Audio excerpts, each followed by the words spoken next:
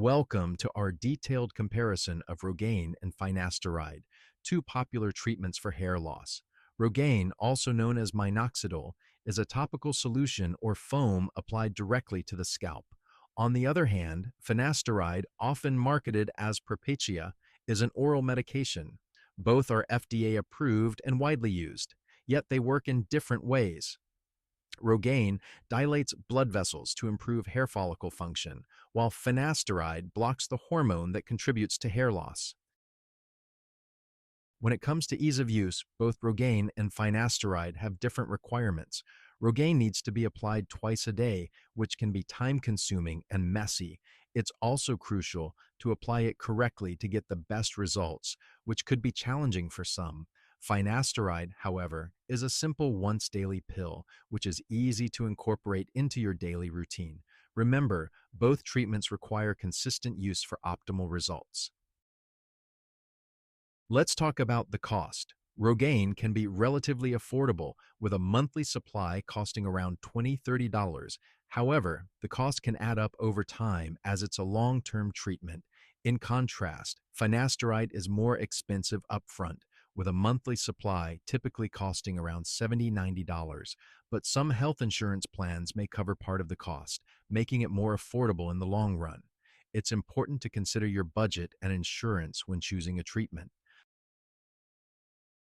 Now, let's consider the side effects. Rogaine is generally safe but may cause scalp irritation, unwanted hair growth in areas other than the scalp, and rarely heart palpitations. Finasteride can also cause side effects, including sexual dysfunction, depression, and allergic reactions. These are rare but serious. It's important to discuss potential side effects with your doctor before starting a new treatment.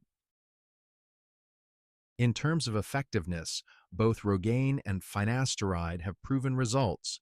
Rogaine is effective in slowing hair loss and promoting hair growth in both men and women. However, it's most effective for people under the age of 40 who are just beginning to lose their hair. Finasteride is also effective, but mostly in men, with studies showing it can slow hair loss and even regrow hair in some cases. Considering the duration of the treatment, both Rogaine and finasteride demand long-term commitment. However, the results with Rogaine are usually visible sooner, often within 3 to 6 months.